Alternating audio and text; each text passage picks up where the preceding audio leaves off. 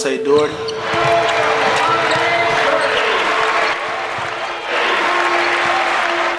And this is my family. My family is very important to me because they're tremendous role models. You know, they basically paved the way for me since day one. You know, they set a positive example all the way through, and you know, they just so supportive. You know, so they support me in each and every way, and that was a big part of me coming to Valpo, just to be close to them, and I know I had their support. LaVonte coming up as a child, especially by me being young at the age of 17, we basically did a lot of things together. We did a lot of things together because as I was growing and he was growing with me. So he took a lot of his time up as a youth basketball. The struggles that we went through, he took it all out, frustrations, he took it all out on basketball. I basically had to use the park districts for childcare when I worked. I had to let him go to childcare, and you know, some of the coaches that he lingered on to as he went to high school was still at some of those park districts, which gave him the leadway as far as what he is today. His heart, his determination overcame that process of your skills getting out, beating you out. It was just him wanted more. A lot of the guys we had on our team were better than Vontae, but they're either in gangs now, dead, or on drugs. Vontae is one of the few that decided he wasn't going to go. He wasn't going to let all the negative bring him down. It comes out on the court and off the court. You can tell we've lost games, and the first person comes up to me and says, my bag, was Vontae.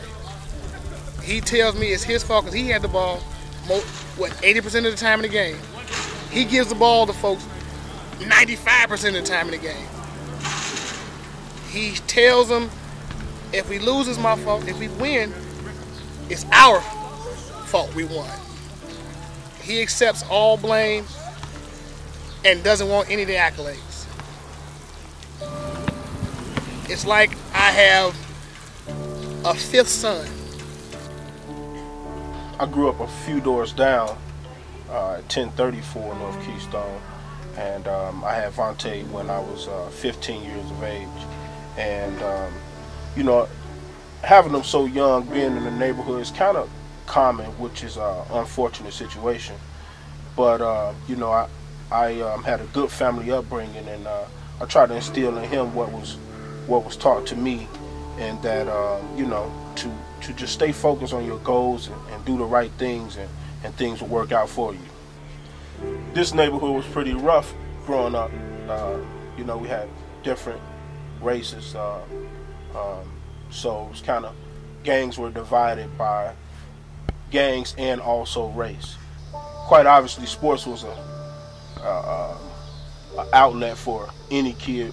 I think basketball was a passion of his, not because of only him, because of his family. His uncle and his dad was basketball players, and they loved it so much. So growing up in the house with them, you know, he watching games and this, that, and the third. So, you know, basketball became that outlet for him, whereas he could stay off the streets, you know, he could do something he loved to do. And it kept him, you know, focused and just, you know, humble. His journey, you know, is different. A lot of Chicago players are different, and I feel like, you know, we got a lot more heart than a lot of other players. And, you know, sometimes heart is just built in you. You can't get it. But, you know, Chicago is like a brotherhood. You know, it's not a lot of jealousy here amongst players. You know, it's just a lot of good competition, and you know, you got to earn respect in Chicago. I mean, Chicago basketball is one of the best levels I think in the world, and I mean, you got to earn respect. People don't respect you, now I give you respect. You got to come take it, and Vontae has did that here. This team and this Valpo staff is like my second family. You know, we're just so close. You know, they just do so much for me, and I really appreciate them. My teammates is like my brothers. You know, we do some of everything together. You know, they're definitely a shoulder to lean on when things not going well. You know, they definitely have my back, and I have their back 100%. So with that being said, they just like blood brothers to me. I'm LaVonte Dority, and Valpo basketball is family. Family's a big part of your life. Yes. How was it for you with LaVonte transferring from Florida back up to Chicago, where you could be around his family more, family could go see him play? How excited were you about that? Oh, I was very excited. Very excited to have him close to home. When he was far away, I couldn't, go see him and stuff because I don't fly. So that was one of the reasons. But I was glad when he came back home, close to home. I remember them always on the front, working on bikes and tearing up the bikes, and I was like, get on the back, go back to the back and play the bikes. And when he finished with his bike, that was the ball. He wanted to play. He wanted to play ball. He would get in trouble all the time because he'd get lost and I didn't know where he was at. Where's LaVonte? And Devon would say, I don't know. I said, well, go find him. Nana, he around the corner playing ball. Get him back here. Get him back over here. So tell him I should come here. He won't come now. I go around there. LaVonte, didn't I say come home? Yeah, I'm coming. I was just playing a little ball. But two things he liked, riding the bike and playing some ball. My grandson. And he still loves playing basketball. That's his thing, ball. I hope you got that. You see, I hope you got that.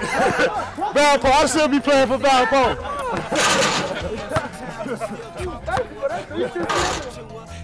A funny time was actually not playing basketball. We was playing flag football, and he had a curl in his head. He was playing. It was muddy outside, and he was our quarterback.